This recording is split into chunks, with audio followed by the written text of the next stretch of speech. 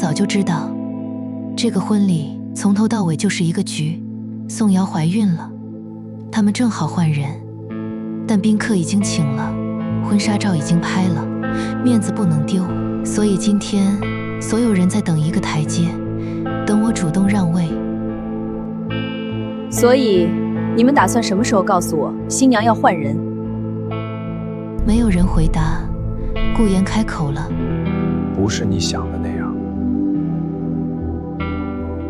那是哪样？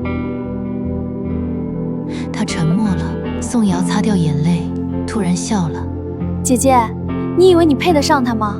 你什么都没有。